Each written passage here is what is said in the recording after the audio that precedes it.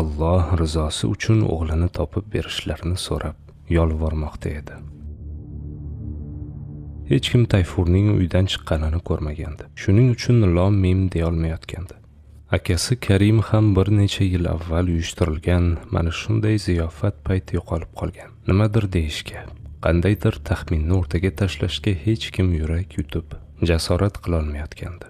Qiziq, jinlar yoki parilarning ishimikan? Butun ko'shk oyoqqa turgan. Tayfurning yo'qolib qolishi mehmonlarni sarosimaga solib qo'ygandi. Keyin hamma o'z bolasini izlashga tushdi. Tayfurdan boshqa yana kimdir yo'qolgan bo'lmasin tag'in. Ha, Xusrafbeyning qizi Suhaylo ham kelganlar orasidan topilmadi. Tayfur, Suhaylo! Butun ko'shk ovozlardan zirillamoqda, faqat hech qanday javob yo'q. Ko'shk atrofiga bog' ichiga odam solindi. Bog'bonning kulbasi, gulzorlarning titi-piti chiqarib tashlandi. Balki ichib qayerdadir uxlab qolishgandir. Topdim! Ularni topdim, bu yoqqa! Ko'shkning yuqori qavatidan kelayotgandi bu ovoz. Hamma o'sha tomonga yugurdi. Yuqori qavatdagi xonalardan biri mehmonlar bilan bir zumda to'ldi. Xona ichida sharmandali bir manzaraga duch kelishdi. Bu yer yotoqxona.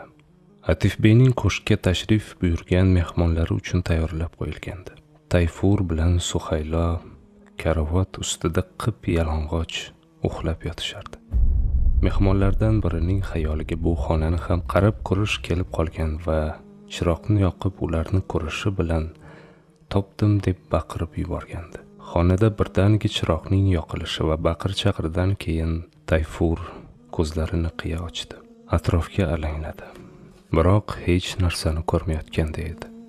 Keyin nimalarnidir sezib qolgan bo'lsa kerak, ustini yopishga urindi. Qo'llari bilan ko'zini ishqaladi. Suhaylo esa hamon uning yonida hech narsani sezmay yotardi.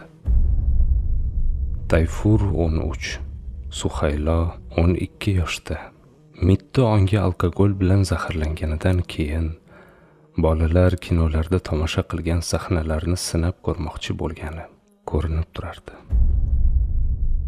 Xonadagilar bir-birlariga qarab qolishdi. Baqir-chaqir tindi. Kutilmaganda xonani qahqaha tutib ketdi. Birinchi bo'lib kim boshlagani noma'lum edi, ammo keyin hamma unga qo'shildi. Hech kim xafa bo'lmayotgan edi. Nazifa bilan Suhayloning onasi bir-birlarini quchoqlashgan ko'yi biznikilar balog'atga yetganini isbotlamoqchi bo'lishibdi deb kulayotganlarga qo'shilishdi. Hozirgina ko'shkni tutgan dodvoy faryodlar bir zumda unutilib, yana hamma qadahlarni qo'lga olib ulgurdi. Tayfur maktabni bitirgani, shuningdek birato'la balog'atga yetganini isbotlashi ham nishonlandi.